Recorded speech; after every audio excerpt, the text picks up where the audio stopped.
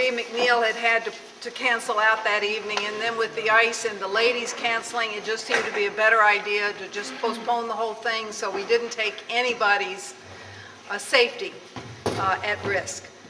Thank you so much for being here tonight. We have two speakers. We don't want to waste any time because they're both going to have very interesting stories. Annemarie McNeal is, what was your maiden name? Weber. Weber. W-E-B-E-R. Weber. Annemarie Weber McNeal is from Bergenberg. In Germany, you say the name first and then the maiden name. Oh, is that right? Yes. I learned something new tonight. If you, Annemarie if you put McNeal some kind Weber. of, you like for the females on this, it would say Annemarie McNeal, geborene G-E-B Weber. Okay. This is about social history, so we just got some right off the bat. I'm going to give Annemarie however much time she wants, as long as she doesn't want more than half an hour. Nothing written down. I'm not that, teacher knows how to do things. I don't. Following Annemarie, then we will have Helga Kissel tell us her story, or at least a portion of her story. She's got quite an involved story, and I know it's going to maybe be something just to tickle our interest tonight. And before we do that, we have an announcement. Marianne Wilkie would like to make about next month's meeting. Yeah. Next month, we're going to have an outside speaker come in, and she's a fractor expert, written a lot of books, and she and her husband published different books on fractors and other German culture. But I just went down to the Mid-Atlantic Germanic Society meeting last Saturday down by Washington, and she was one of the speakers, and it was I think all the ladies coming in. I don't think you'd be disappointed if you came. So everybody's welcome to come. And if a lot of people come, we'll have it in this room, and if it's our regular genealogy group, it'll be up in the boardroom, 7:30. Last Monday in the month. So without further ado, I'm going to turn it over to Annemarie, who will tell us about her young life in Germany. I really don't need a mic. Yeah, the mic is right there. Use it, please. No, I don't need a mic. Yes, you do. We don't hear back here. Oh, okay. It helps the camera too. Well, I really don't have that much to say because I was a kid. The war was over in 1945. Okay. I do remember the things, the first one in 1941, when my brother was born, right during the shooting and everything. It was in the 29th of April, 1941. Okay, my mother was having a baby, and we were going to the basement, That's the only thing I remember. And then also is that, well, you just didn't have the money or the things to buy anything. You would go by in the store and you see the chocolate in there and everything, and you just couldn't get it. So you got used to it that you cannot have all that stuff. In 1943, we moved out of Nuremberg. I think for 2 months we were out around Ansbach, which was the thing was called Großhasla, which is in the name von Heilbronn, not Heilbronn, Heilsbronn. And then my mother, we came back to the city. My father was transferred from Siemens to Diehl, Heinrich Diehl. This is where they made all the ammunition in that time. They make watches again now, but in that time, it was all changed over for ammunitions to make. And I remember in 1944, my oldest brother was already sent with the Realschule. He was sent away, and the next thing was me to get away. And my mother said, no, she cannot do it with the 3 kids. So I was left with my mother. We had the air raids during the day, and I don't know how I did it, but and I couldn't find a name for it, a bunker, which was like a high building, okay, where everything was in there. It was always for the air raids and for things. And the whole school had to go over there. It was right next door to the school. I always got away and went home. We lived 2 blocks from the school, and I always ran home. I was little and skinny, and the teacher could never catch me. And my mother would say, how did you get home again? Because they watched me, but I still got home. And I think it was because I had in my mind that I heard the older ones, the grown-ups talking and saying, well, it's a good thing when the families are together, in case something happens, so the whole family is together.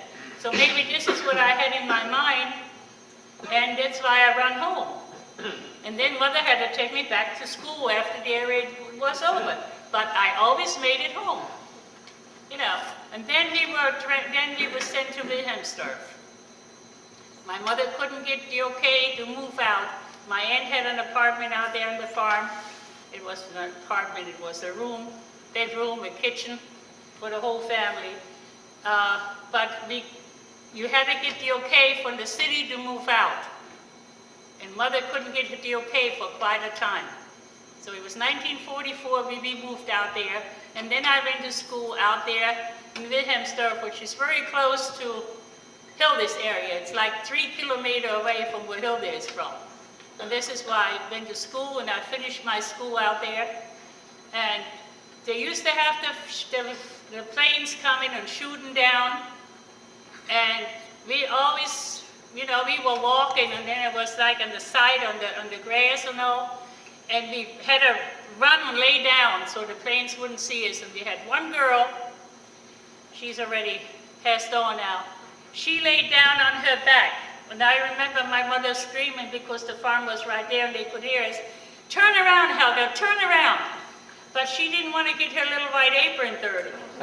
So she laid there with the apron up, and everybody howled and screamed because the little white apron was going right up to, you know, the planes. And those planes really came down low. Believe you me, you really, even, you know, as a kid, the planes look twice the size to you. And even everything looks much bigger to you than what it really is. So then we were out in Wilhelmsdorf in 1944, 45, the war was over. The 16th of March, 1945, is when we finally in the city lost everything. But the house was, you know, bombed out and burned down and everything.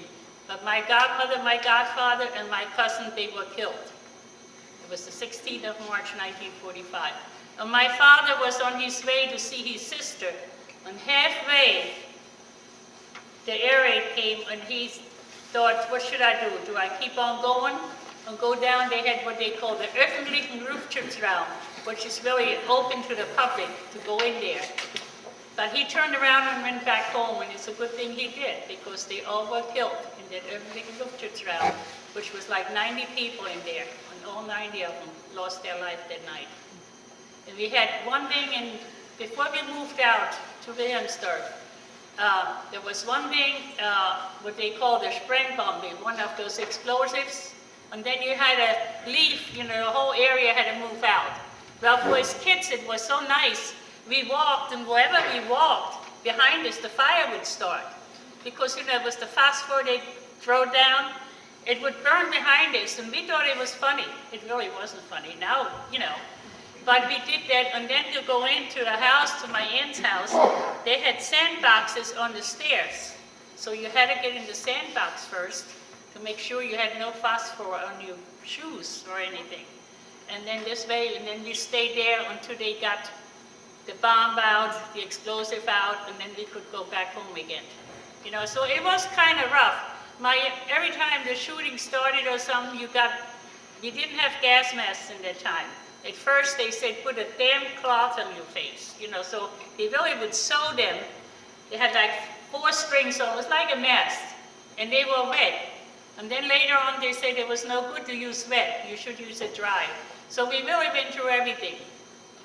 My youngest brother was only in the baby coach because he was born in 42, but he got a whole damn towels thrown over him, and he ended up with asthma later on in life, with chronic, because you know, from all the dampness he inhaled. So it was a rough time, but you know, as a kid, you forget a lot again. You don't remember all the things that happen, what your parents go through. Now, my mother always, I guess in that time we called it colitis. She always said, Mother always got dressed at night, got washed and dressed at night, so she was ready for an air raid. And when the radio stopped playing, that's how I used to know it. When the radio stopped playing and stuff, that someone comes up, Mother would jump up and have to run to the bathroom. But sometimes the radio started playing again and you holler, Mama, come back! Because the radio is playing again, but it was the nerves what caused that. And then after, well, in 1944, 45, 46, my mother weighed 86 pounds. It took her a whole year to get used to get undressed at night. When Willie go to bed and go to sleep, she was used to going to bed like 2, 3 o'clock in the morning, because this is when, you know, no more planes coming in. You know, we won't have any more alarms. But then, that's just about all I remember. I mean, my little ones, I don't have my mother anymore. She probably could have told me a whole bunch of stuff, you know.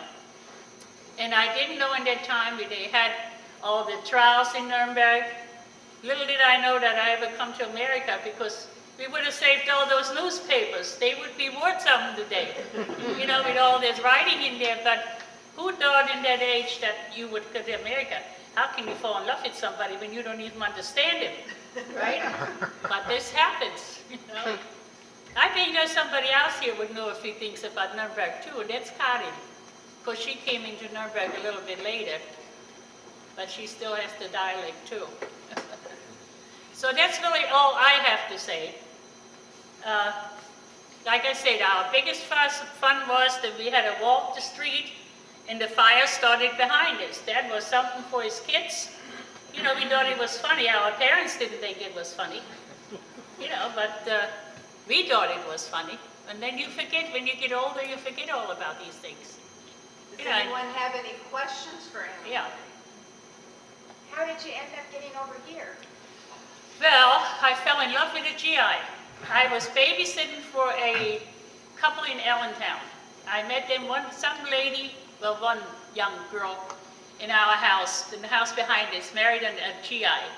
And we were invited to the wedding. And here was the young man from Allentown, and he said his wife just had the baby, and she's only 17 years old.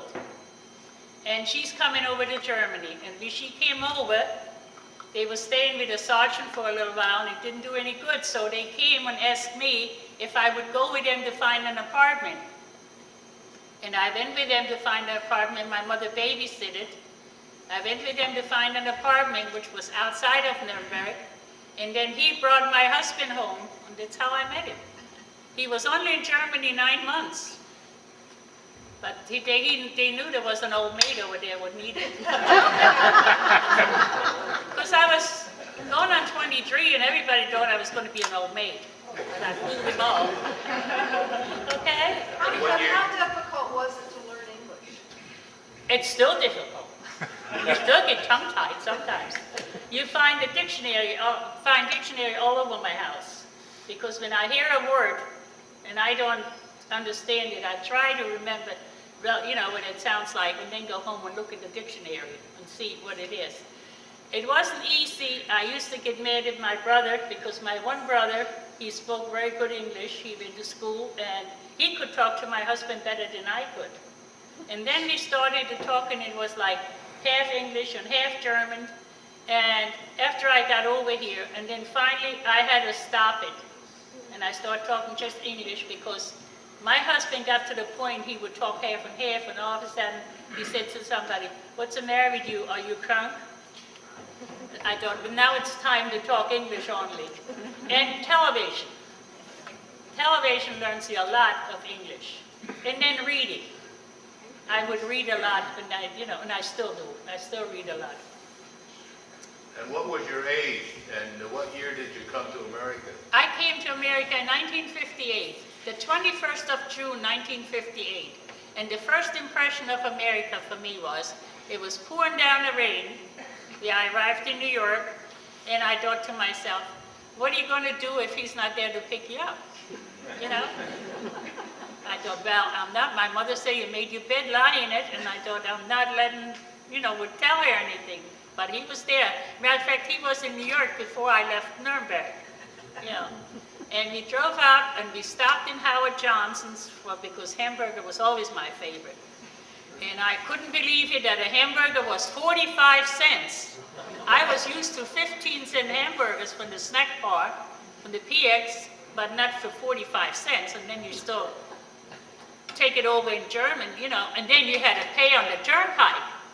That was something else. I never heard of, that you have to pay to ride, you know, to drive on the street.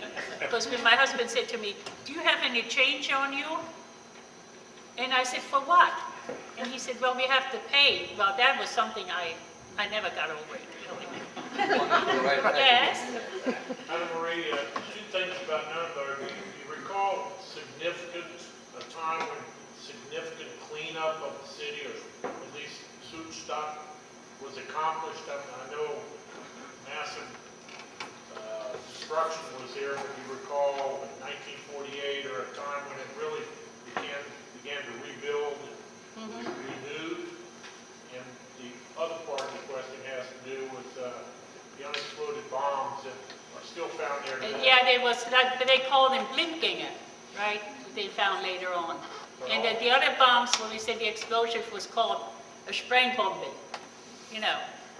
But, you know, 48, I was out in Wilhelmsdorf, and really I didn't know much about Nuremberg then. And my parents moved back to Nuremberg in 1951. And I came back to Nuremberg in 1952, because I have learned, my apprenticeship was machine knitting. By trade, I'm really a machine knitter, you know. So, and I never knitted, I never wanted a machine. I always knitted by hand. But my husband would have bought me a machine right away, but I didn't want it. Annemarie, did you get married in Germany? Yes, Over here? we got married, and it was called the 20th Station Hospital in that time. And I think you remember that, I Patty. went there. Yeah, the 20th Station, we got married right there in the chapel. Yes. Matter of fact, we have two wedding dates. The 15th of April, by Standesamt, by the civil service, and the 3rd of May, we had the church wedding, the ceremony. So I really get away with 2 dinners. On the 15th, and I didn't know in that time that the 15th of April is tax day either. So you really don't forget, you know, what day it is. Okay? I think that's all I have, unless anybody has another question to ask. Thank you so much, Anna. Oh, you're welcome. Thank you.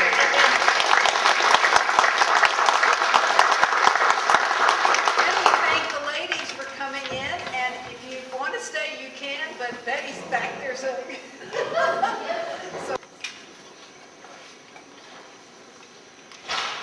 Guten Abend, meine Freunde. This presentation is what I call the DUX, that's D-U-X, Well, to excuse me, just a moment. The microphone.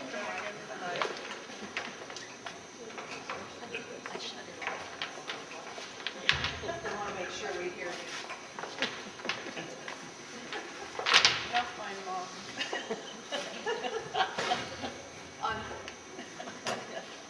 I guess that's what you call a false start. Practice. Yeah, cute works. Guten Abend, meine Freunde. This presentation is what I call the DUX, it's D-U-X, to DSB, Delaware Sangerbund, by Mrs. Helga Kissel. This is a story about her life, beginning in 1942, from DUX, Böhmen, or Bohemia in English, which was a part of the Austro-Hungarian Empire, which later became part of Czechoslovakia. Now it's called the Czech Republic. Tonight, as she speaks here at the DSB, Helga has lived in 5 or more countries, including both sides of the Iron Curtain. She has studied at one time or another in East Germany, Austria, USA, which include New York City and Delaware, Canada, Laval University in 1967, France, Sorbonne University in 1965, and in Germany, she was part of a German teacher's seminar at Constance in Nuremberg in 1970. She was on the faculty at Newark High School for 33 years, teaching German and French, plus she taught English in Germany, the village of Kloppenburg, while she was there on a Fulbright scholarship in 1970-71. On numerous occasions, she's traveled to Germany, I counted 12 or more, also Austria, Switzerland, France, Italy, Liechtenstein, Sweden, Denmark, Netherlands, Belgium, Great Britain, Fiji Islands, Australia, New Zealand, and Canada. Since retirement, she's been busy with family, and that includes people in Delaware, Pennsylvania, Maryland, Ohio, Indiana, Alabama, Alaska. Busy with friends, organizations such as the Delaware Sangamon Antique Automobile Club of America, Porsche Club, professional organizations, and helps with several museums and so forth. Delaware Sangamon, she's been a member for over 40 years. She's a member of the Singers, a member of the Culture Committee, including the Geology Group, which is meeting here tonight. She helps in the German vehicle display. She works at Oktoberfest and teaches the introductory German classes here. This story is about her experience, mainly not her father's, which some of you probably know about. Now we'll start on that journey from Dukes to Delaware Sangamon. Danke, AK. Guten Abend, Freunde des Delaware Sangamons. Put the mic to your voice. Okay, I'll put it here. Closer. Even closer than that? That's it. That's going to be the road. I haven't talked with a microphone in quite a while. And thank you, AK, for taking some of the things away from my speech. Did a nice job. It's a pleasure for me to have been asked to speak to you this evening, and I would say, danke für die Gelegenheit, thanks for the opportunity. And now I would like to start my story, Dukes to DSB. It's a success story, thanks in large part to my father and mother, Helga and Helga, whom some of you may know, and who you also know passed away in 2001, my mother, in 2006, my father. God bless their memory. They made it possible to live to tell you about it tonight. Many factors contributed: faith, love of family, honest hard work, good education, strong will to live and survive ultimate hardships, humor, resourcefulness, ingenuity, and humanitarianism, only to mention a few. So here's my life from birth to present. However, I really need to let you know some things, some historical facts before I go ahead. And that is, I need to explain about my family's circumstances and the world situation at the time. I was born July 26, 1942 in Dukes. And today that was Bohemia, and today that is, of course, in Czechoslovakia, that used to be the name, and now it's the Czech Republic. It was a town that was fairly close to Prague, and you will see on maps later on where exactly Dukes was located. I was the firstborn of Helga and Argen Herglots, and it was, well, they were young parents, and we were all Germans of the Sudetenland, and that's where I would like to have AK show, in case you don't know where the Sudetenland is. Show you that. Up here, the Sudetenland. The Sudetenland is this area right here in the center, and you see Prague is pictured here, and it's right in the center of Europe. That's what this says. The Sudeten Germans, a folk group in the heart of Europe. And you see how they spread out from the time that they were driven out during World War II. And put the next one, please. Can you hear me well enough? Yes? Okay. This shows you where the Sudetenland Germans at the end of World War II were driven. I happened to be in this group right here. We ended up in Sachsen, in a town called Freiberg, Sachsen. And you will hear more about that later. I just wanted to show you that so it gives you an idea. And all these other arrows show you where the Sudeten Germans, which are this, in this red area, actually ended up as they were driven out, and how many were driven out to the various distances. People, 127,000, it says here, were driven into Sachsen, and probably those were the ones that Dux is about here. And you will see a map later on where it's shown more clearly, but we were only 10 miles away from the border. And so when we were driven out, we walked 10 miles.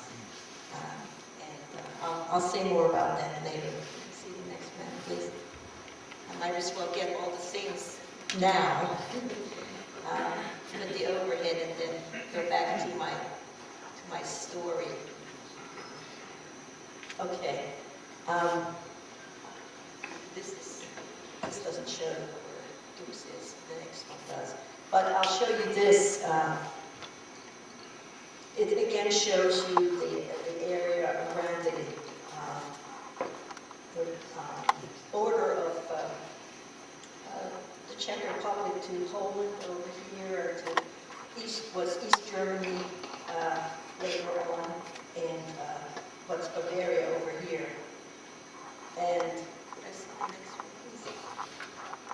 okay, here we see where Prague is located, and some of you probably know Prague or have visited it. Dux is this little dot right there, and as you can see, it's very close to the border towards what became East Germany, and Freiberg is approximately halfway between Chemnitz and Dresden. So that's where when we were driven out, found refuge in Freiberg, Sachsen. Question, when you said driven out, was that, did you just have days to get out, or? I'll talk about that, yes. When I sit down, I have it all, so I don't leave out any major ideas. What's the red colored things? What would That's where the red ones here. It says it has to do something with the memorandum, the German memorandum of 1938. It was set down that certain areas were definitely not going to go to Germany if there is a war. They were not going to go to Germany, and that's this red area. They were supposed to be given their voice, but they never were. But these areas were supposed to be ceded to Germany when the war started. Okay, and so since we were in this area, my father had to fight in the war in Germany against the French. I'll talk about that later. Could I see? No, that's for later. Okay. That's the same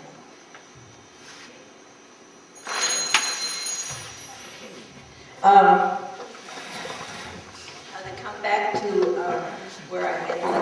just to give you an idea, my father, due to the fact that the Sudeten-Germans had to fight, he was drafted into the German army, and the Sudeten part of Germany became a part of Germany by the Munich Treaty of 1938. That goes way back to before I was born. But he was badly wounded very soon after the war started in 1939 for Germany. And when World War II began, he had to go to the French front, and he was badly wounded at the French front in 1940. You can all, later on, you can look at the map and see it was in what is now called, what's it called in English? Lorraine. Okay, Alsace-Lorraine, that area. And it was along the Aisne River where he was badly wounded. He was captured by the French after being badly wounded in 1940, and however, he survived miraculously due to the humanitarianism of the French in a lazaret or a military field hospital, and due to the seriousness of his wounds, he received an honorable discharge from the German army. This was in 1942, due to the seriousness of his injuries. He still had a shrapnel close to his heart on the descending aorta, and that remained in there because it was such a serious wound. It went in his back and then went all the way up to and lodged itself near his heart.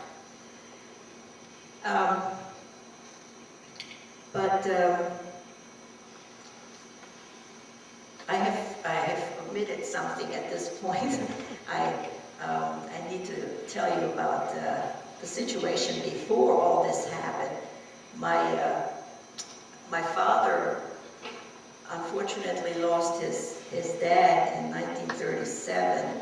That was grandfather Carl Helga to me, and my father had to take over at a very young age and help the family with the Feinkost, or delicatessen grocery store and business that grandfather had. And so he, instead of following his studying at the university, he had to help out with the business. So his university plans got put on hold, and he was not able to go back to university studies until after he was discharged from the army, and was honorably discharged, and so then he could take up studies. 1942, that was. I was born in 1942, and it meant that we were, the university where my father studied was Prague, University of Prague, Karls University, Kaiser Karls University. And so he actually was able to study, but for that he had to live in Prague, because that's quite a distance, as you may have seen. It took several hours to get from there to Dux and back and forth. And so he actually went to the university, but he brought my mother and baby me along. I was was born in Dux, but I grew up in Prague, the first few years of my existence. You will see some pictures later on over there that I copied because there aren't that many pictures around. We lost everything, and that I will come to in just a minute or two.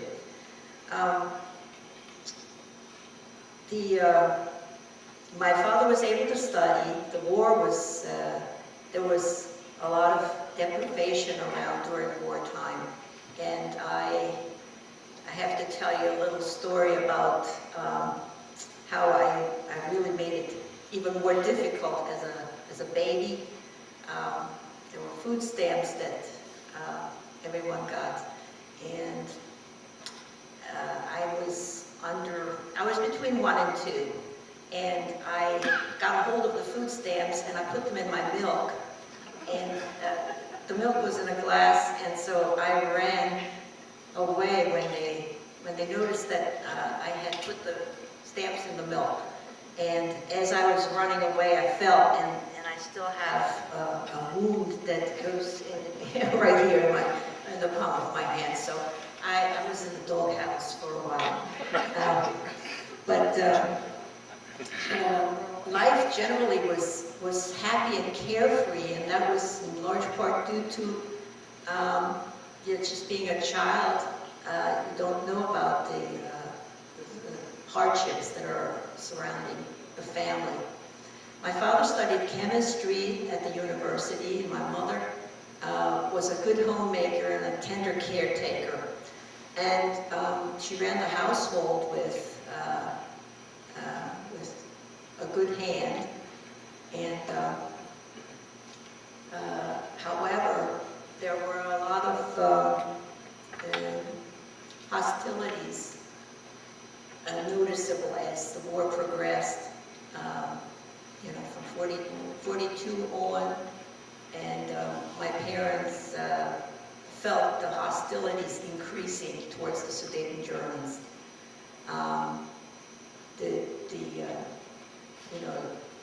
The Germans, the Sudeten Germans being annexed to Hitler's regime, the Third Reich, that was becoming more noticeable, the retaliation.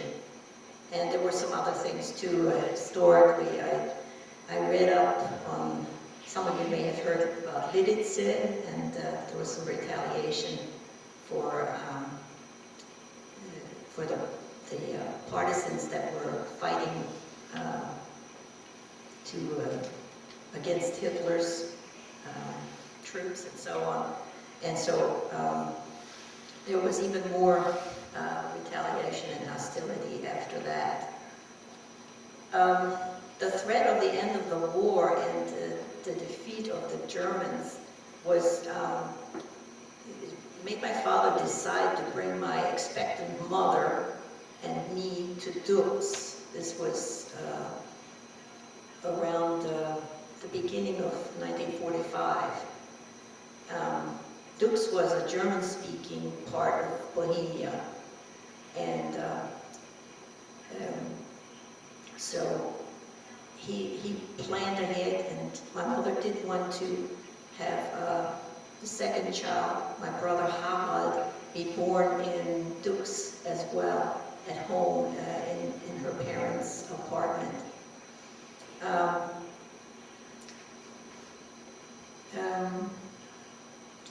So in February 1945, my brother Helga was born also in Dux at my grandparent Güttner's house, and my parents had a chance for a visit, because my father stayed and studied in Dux, but he was over in, he came to visit my mother after my brother had been born.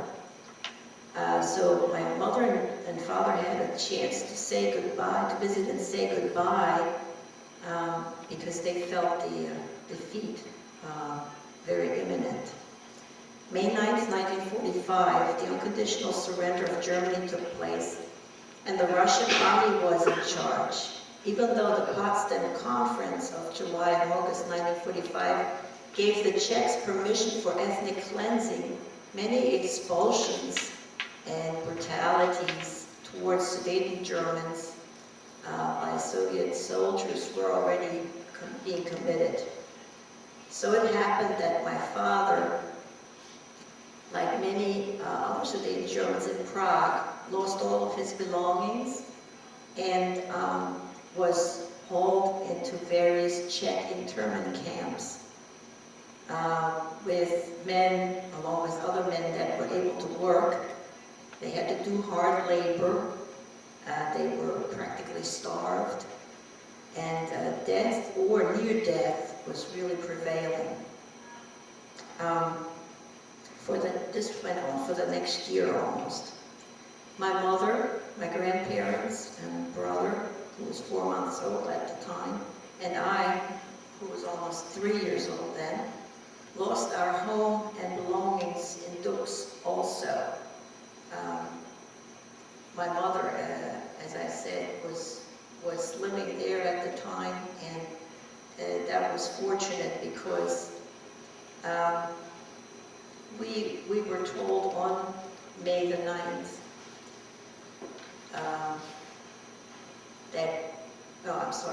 we were told on June 11th that we had to leave everything behind except for a certain amount of belongings that would fit into big knapsacks for the adults, and the two of us children were put in baby carriages. And so there's a picture of, in one of the books, I've marked a picture of what this looked like, and it looked probably like we were driven out, and that's what I'm referring to when I showed you on the map. On there, for the 10-mile march, we were led to the border with guards driving us, and it was 10 miles, but it took 2 days to make the trip because there were a lot of old people, and my grandmother and my grandfather and mother and brother, who was just a few months old. He was in a carriage and I was in a carriage, even though I was 3 years old already, but that's a lot of walking, right? 10 miles. And so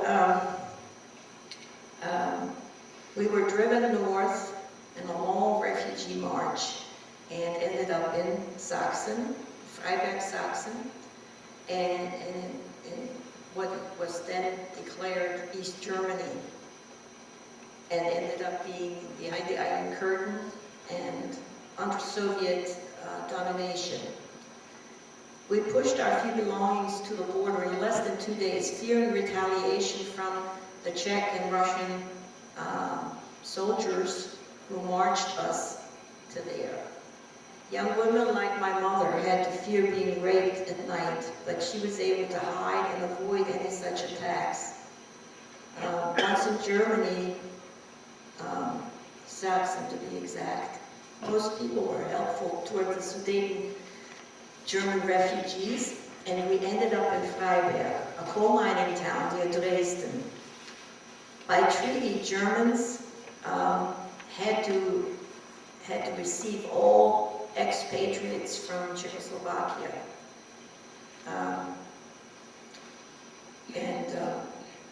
So through some fortunate connections with former neighbors from the Sudetenland, we were taken in by a humanitarian lady who used to run a brothel in the house where we ended up. But she was actually a real saint, because the brothel wasn't allowed anymore, and she just took in all these many refugees. Um,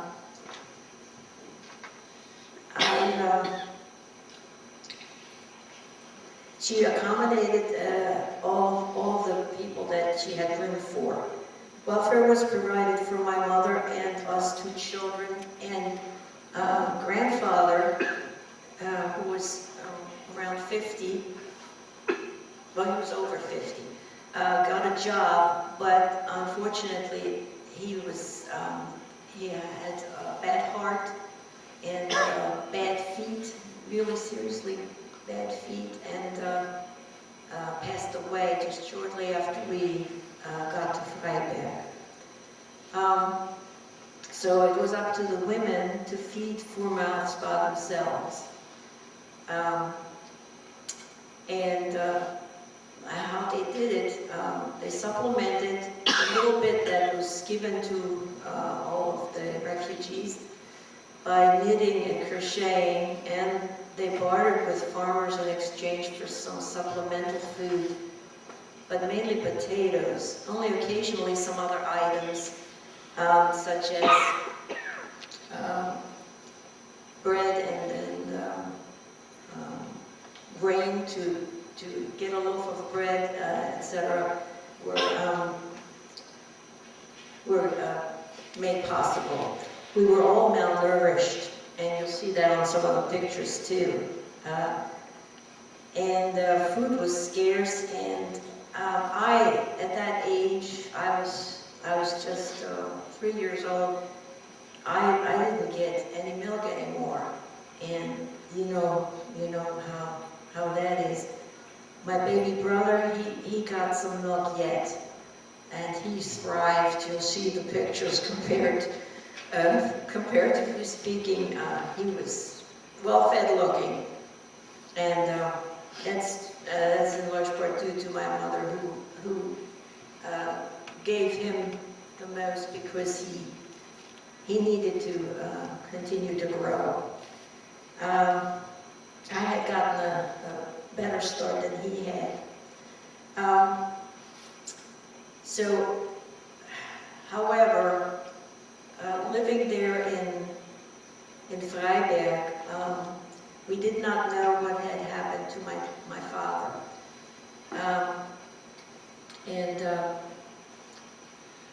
But I continued to try to help out. I must have been 4 or 5 when I was allowed to accompany my grandmother on the train ride and then a long walk to the farmers while my mother took care of baby brother and did more knitting, and always wondered if my dad had survived in Prague. At first, letters she wrote would come back, but when, and you'll see a picture there in the collection on the table, when she finally sent a postcard of herself and my brother and me and wrote some check, which she was able to manage herself, it made it to him eventually, and there were some humanitarians around that would actually have a heart and pass it on. It did reach my father in the concentration camp.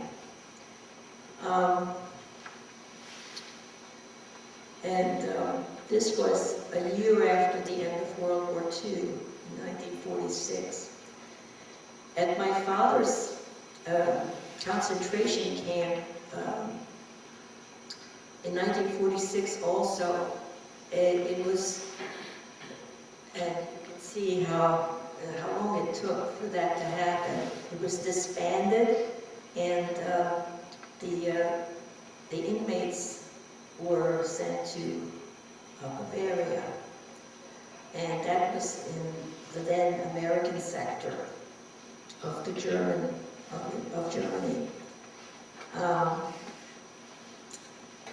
And so he was in Bavaria in the west, and the rest of the family were in East Germany, and in the Soviet zone, and we can say also behind the Iron Curtain and under communist rule. But my father gave up his freedom that he had just now attained, and join mother and us 2 children and in the Soviet-occupied Freiberg-Sachsen. We were glad to see him and be reunited, even though we children did not remember him. We were too young to have a memory of him. It was wonderful that we had all survived. With the help of some university connections, my father got a good job at the School of Mines in Freiberg, where he was well liked and advanced in his career of chemical engineering, which he had studied at the University of Prague and had actually gotten his, that would have been his bachelor degree, was the diploma engineer degree. And so he was advancing very well, but it was also living under Soviet domination and oppression was a constant threat, everyday threat. People tried to get to the West, risking their life and possessions. If you were caught fleeing or if you were suspected of aiding or collaborating in someone's escape, you were arrested and never heard of again. Once at night, there was a knock on the door of our 2-room apartment where 5 people lived. It was 2 officials, probably of the Volkspolizei, or the People's Police, who entered the room, interrogating my father about some friends who had fled the country, which was a communist sovereign government, police state, and fleeing was considered, fleeing the Republic was considered a major crime. So my father was suspected of aiding them, but he did not know anything because you did not tell your friends about any of your plans, knowing the consequences were that you might disappear without any explanation. They just let people disappear without explaining what was going on. We all heard the questions that these 2 policemen were asking. I was about 5 years old, sick with, I think, what was dysentery at that time. I was bedded down on the sofa in the living room, which was warmer than the other room, because heating was a problem, eating enough was a problem, or having enough.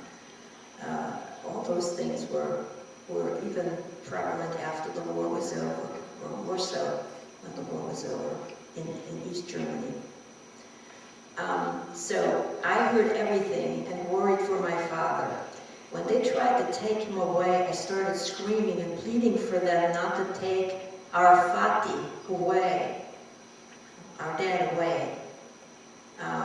We wanted him to stay. So I kept saying, nein, nein, bitte nicht mitnehmen. No, don't take him away. Please don't take him away. And somehow they had already put their hands on his arms and were about ready to leave with him, but then they let go of his arms.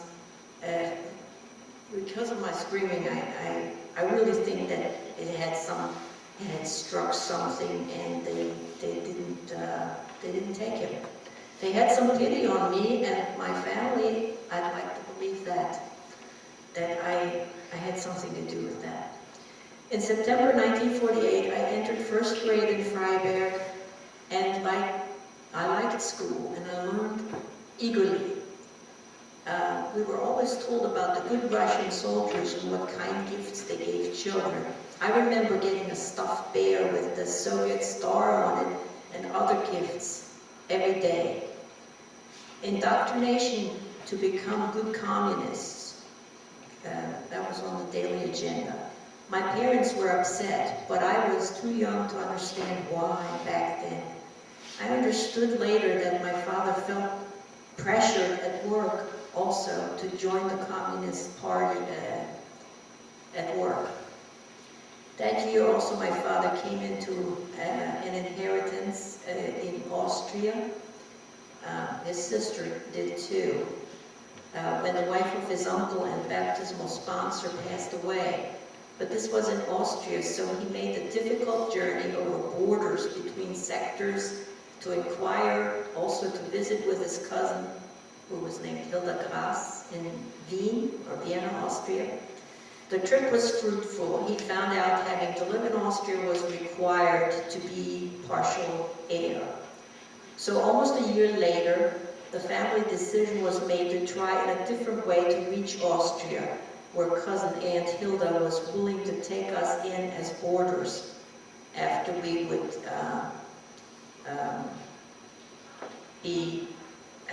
after we would have fled from the Soviet system or left it behind. But getting there a year after my father had tried the trip, and back in 1948, had to be done differently. Because he was afraid that he would not make it with 4 people.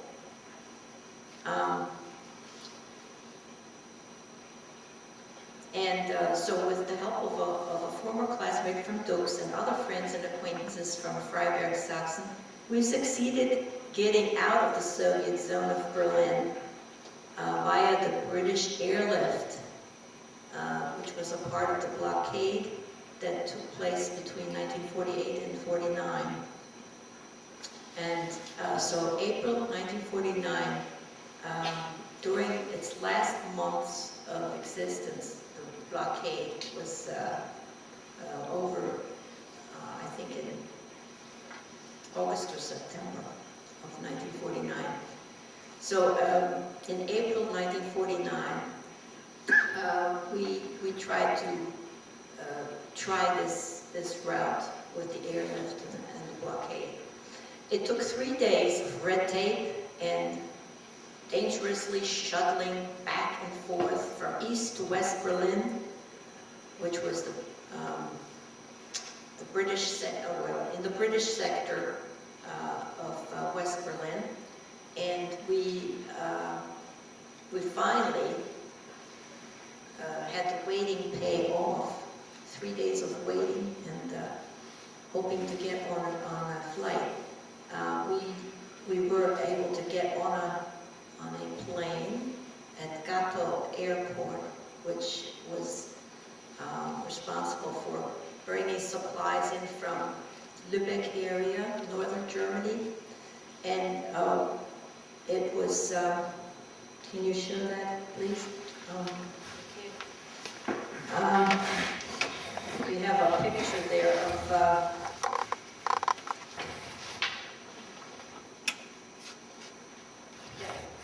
this shows you the British sector of Germany, the American sector down here, southern Germany, the Soviet sector, all this area, and it includes Berlin, was also, the eastern sector of Berlin was also under Soviet rule. So it was just the west part of, the western part of Berlin, the West Berlin, that was where all these planes took off. This is a picture of the Soviet zone over here. French zone at the top. This is the British zone, and here's Gatow Airport, where we left from. And then there was also another famous airport that was supplied with the blockade was Tempelhof, and another one in the French sector that was Tegel. And so, as I said, we went out via Gatow. And would you show the next one, please? Yeah. Yes. We were transported on one of these Dakotas, which was part of the Royal Air Force, and it was equivalent to a Douglas C-47, but this was called a Dakota, and the Americans had a similar plane.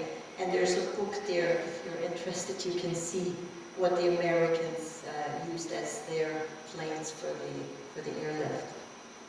Could I see the next one, please?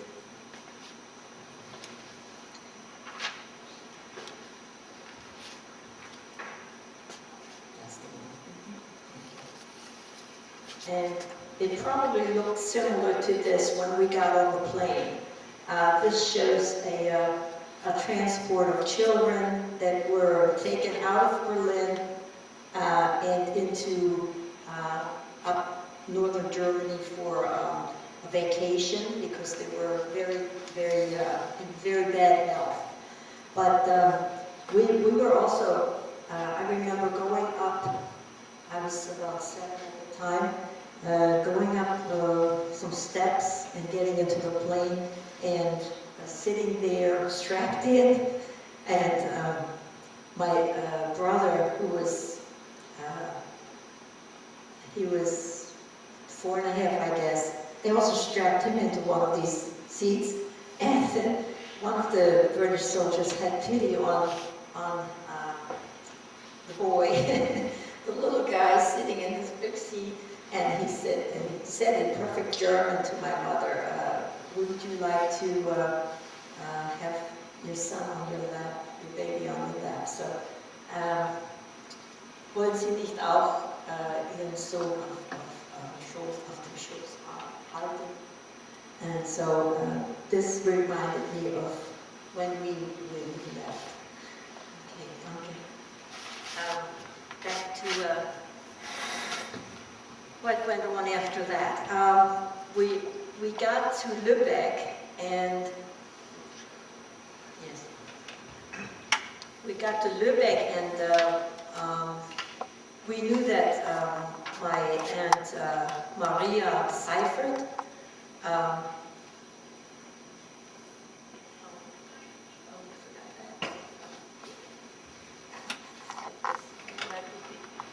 okay, you can see there again that Gatov, and it's the blue, top blue line up here that goes directly to Lübeck, okay? And I guess you know that they would take freight into Berlin, deliver food and all kinds of freight, and then on the way back they had an empty plane, so that's how we also got to leave there. And I can remember all this. On the previous things, you know, when I was too little to know things myself, that information I got from my dad's book. And it's over there too, and some of you have read the book, Leaves from a Survivor's Diary, and so, you know, thank you. So we went up to a town, a small village, as a matter of fact, where my aunt, and that's my father's only sibling, my sister was sitting. Danke. Ein kurzer Schluck. Ja, thanks. I hope this is interesting to you. It is to me. I'm reliving it, but it may be very detailed, but a lot of this that's coming up now, I experienced myself. I'm sorry.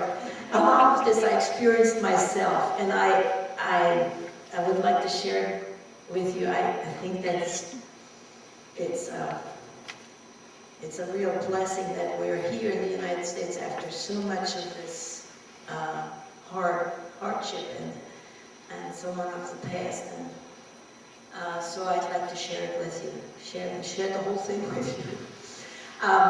We succeeded in getting out of the Soviet zone of Berlin. Oh, I already did that, I'm sorry. So,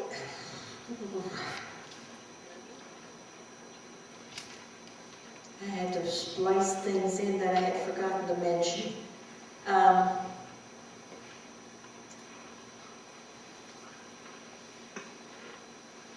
Okay.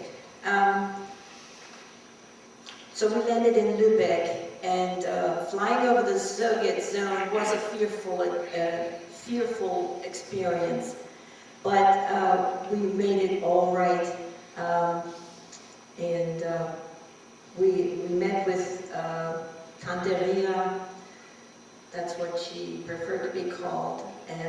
other sister. They were living in a village called Gribel, which was near Itzehoe, that some of you may know. It's in Schleswig-Holstein. And we stayed there for a while and just recouped and got good food.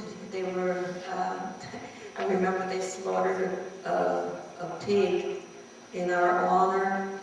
And my brother, who was, he was full of imagination, he said, they said to him, "Doesn't that taste good?" And he says, "Yeah, we used to have this every day. Das haben wir jeden Tag gehabt." Yeah. And so, but he was cute. So we stayed there for a while, but then we had to continue on the trip to Austria to get to my another cousin of my, well, a cousin of my father's, Hilda Grass. It wasn't Hilda, it was Hilda.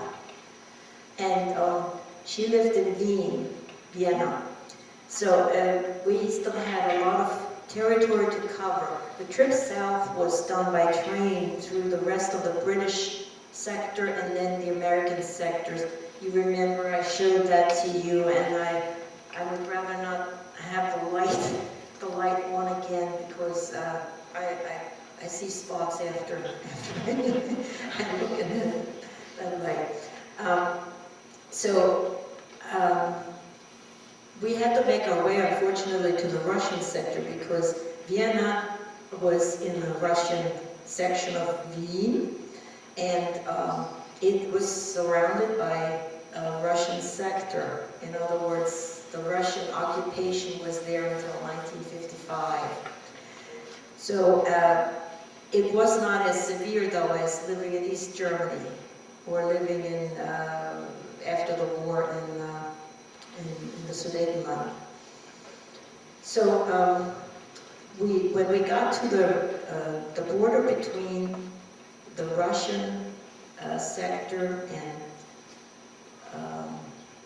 the American sector, which was down near Main, that was the name of the town. Some of you might know that. And we had done all these illegal crossings, which demanded much courage and endurance on my parents' side. And on our side, on my brother's and my side, it demanded patience and cooperation. And by now, my brother was 4 years and I was almost 7 years old. At one point, we were separated from our parents, who stole through the woods over barbed wire, and we children were crossing the border post with a stranger who was a friend of someone that my dad knew back in Dux. This kind stranger pushed his bicycle and pretended that we were his children. You can imagine how afraid we were, though, being separated from our parents with whom we had been all this time now.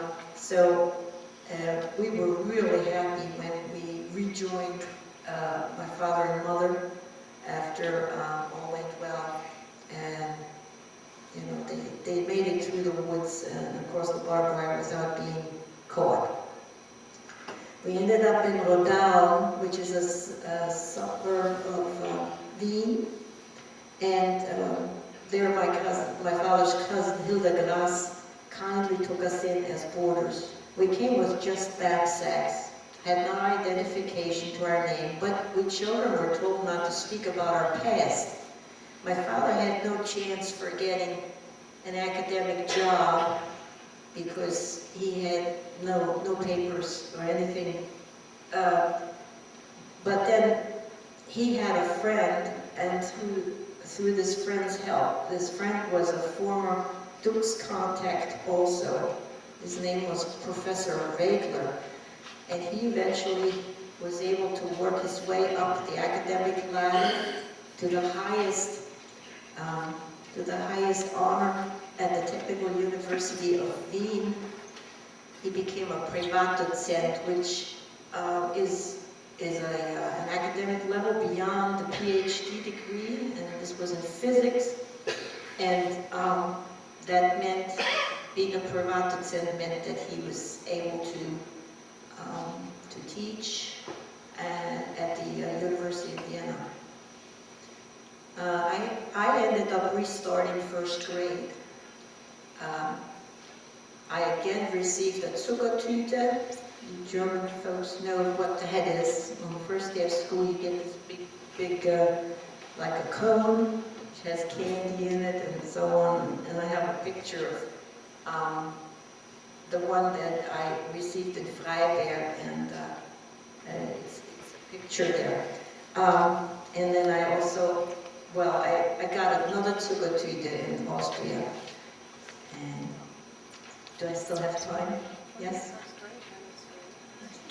Helga, I'm Yes. going to give you about 5 or 6 more Okay. minutes, then we'll take some questions and answers, and then you tell them about the books and pictures you want to look at. Okay. I knew we weren't going to be able to get through it all, but, you know, we'll get part 1. Oh, okay. All right. So, in any case, I had to repeat first grade. I was not allowed to talk about having already been in first grade somewhere else. That would have made it very, very obvious that we were refugees. And so I attended the Volksschule in Rotterdam. After 4 years in elementary school and very good report cards, I always enjoyed going to school. I then had to take an entrance exam into an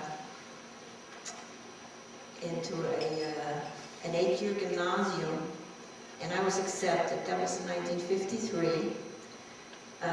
It was a Mädchen gymnasium in another sector of Wien, in what was called Wenzgasse, Wenz Street, which meant taking one streetcar and then transferring to another, around about 30 minutes. And school started at 8 a.m., so we had to have an early start.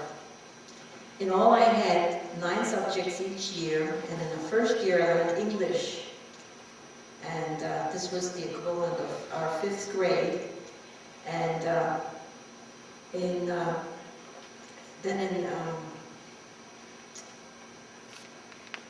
let's see, that same year, 1954, my sister Annemarie, or Heidi, was born. And she was born in luxury compared to my brother and my beginning. But in 1955, then just at the end of my 2nd year of gymnasium and just 2 years of English, my parents followed an invitation by the US Embassy to bring scientists to the US. The space race was in its beginning stages, and also he wanted us to learn English. We're learning English better in my case. It was a government military project called Paperclip, and we were prepped to come with a considerable amount of belongings this time to New York City. We were housed in Hotel Alamac at Broadway at 71st Street, and this was in Manhattan. We stayed there for 6 months while my father he had to get security clearance due to his background, because he was a war veteran, and we still had relatives in East Germany and behind the Iron Curtain in Czechoslovakia as well at that point. So, but eventually he got the clearance. It was this happened by Christmas, so it took all that time from August to Christmas to get this security clearance. But he was able to be interviewed, and he visited numerous scientific companies, such as E.I. DuPont in Wilmington, Delaware, and that's where he eventually accepted. And that's how we came to Wilmington. The long holdup was over, and while we were living at Hotel Alamac, however, I should say, my brother and I both went to school for 6 months. With my little English, and my brother knew no English whatsoever, but he learned it fast because he was in a class where there were a lot of other nationalities, children from other nations represented, so the teacher had to speak in English. That was the only language that they were all trying to learn. So, so we were there in Manhattan for 6 months, and then well, my father learned some English. He went to night class, and I went to let's see, I went to what was called I can't think of it now. It was, the church had some program for young teenagers.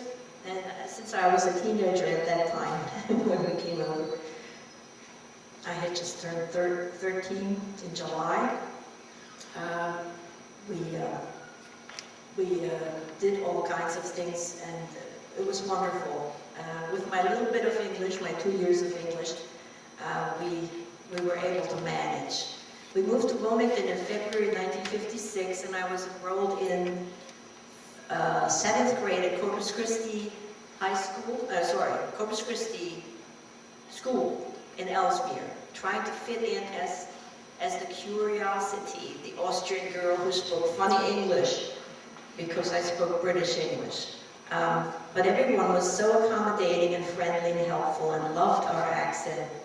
I was even selected as May Queen in 1957. So there's a photo of me as May Queen. I looked like a bride, but that's how popular I was, and I guess that helped my ego. By the fall of 1957, there was a Corpus Christi High School next door, and my name is in the cornerstone as being a member of the first freshman class. But then I didn't really make it for the first graduation class by 1961 because my family council, we decided that most of us were homesick for Austria. Basically, that was still very, very true. And so my father had been offered a physics research head of the department in Linz, Austria, at the Stickstoffwerke, and that's the nitrogen works. Later on it was called Chemie Linz Incorporated. And he accepted, and all of us, by then we were 6, because my sister, my last sibling, Helen, was born in 1959, early part of 1959, and we left the summer of 1959 to go back to Austria, to Linz, Austria. And Helga, Yes. we're going to have to stop Okay. there. That's a good place to stop, because from then on, it's, you know, there's more. Oh, I'm sure. I decided to let her go on because I knew her story was so interesting and so complex. But do you have questions up to 1959 that you'd like to ask her now? Yes, Helga, I have one question. You were talking about living in Freiberg, and then you talked about leaving from Berlin. It was behind the Iron Curtain. How did you get to Berlin? Yeah, I missed that on my sheets. I had some little side notes, etc. We got there, we had to leave everything behind in Freiberg, and we just had a little knapsack, the two of us, really little knapsacks, you know. Then my father and mother, they had bigger knapsacks. My father, of course, took some books and things like that in his knapsack. But we went to Berlin. By train? I mean, you didn't walk that distance. We went from Freiburg to Berlin by train, and pretending if you want to know, pretending that my father was going to visit the University of Tübingen. We weren't, I'm sorry, we weren't going together at that time. My father was going to Berlin to get to Tübingen. And my mother was supposedly taking my brother who had a slight case of tuberculosis, the very mild kind, but nevertheless,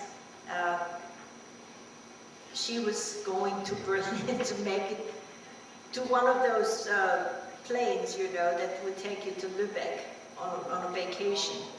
That was a children's program. I don't think that came out clearly. I'm glad you asked the question. Clear that up. Ken? How long does the German that part of Czechoslovakia inhabited by Germans? And did people there, how do you regard yourself? What nationality do you regard yourself? Right. The Sudeten Germans in that area go way back, generation after generation, to probably when the Holy Roman Empire was sending out Germans to various far-lying borders, and that's when that, I think, started, way back when.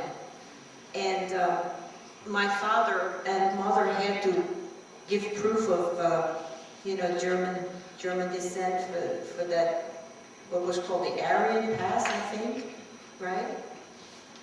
Some of you Germans know that about that. I only know from what my parents told me, but you had to prove that there were no Jewish descendants in your family. You had to go back, I think, 5 generations, if I'm not mistaken. I'm not sure. But anyway, that had something to do with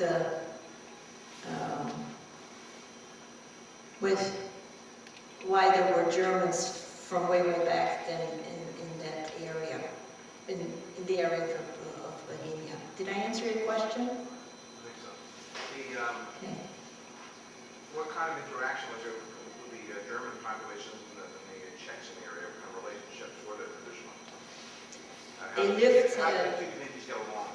They lived very peacefully side by side. And the Germans had a lot of tradespeople, like the goblins, you know, the glass industry,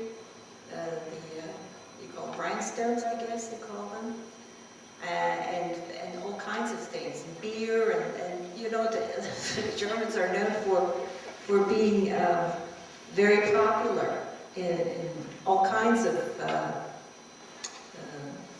factions, and the Czechs were enjoying all the part in all that. That's how I can explain it. It's down to earth, kind of. But in the books that I have read and that my brother has brought back, my brother's a crystal engraver, and so he has a part in all the history of the Sudeten Germans and the quality of workmanship that they brought to the country, you know. Even in that small area around the edge of the whole country of Czechoslovakia, or the Czech Republic today. How did your family view their nationality? What did they consider themselves? I'm sorry? How did your family, what nationality did your family consider themselves to be? German. Yes. Sudeten German, because the Sudetens are that mountain range there that goes through the whole section of the Czech Republic, and I think it continues on. The Sudetens are a mountain range. Yeah. So, yes, we can go back a long time to our heritage.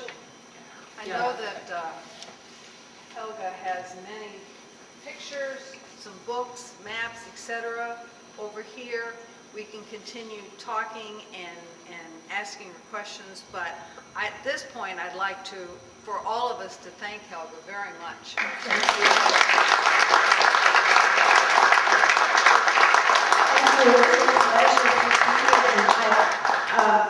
If you would like, I will continue with the rest of my life from the time we landed in Wilmington on, because there's some things that are out there that pertain to that, but I'll be happy to give the rest another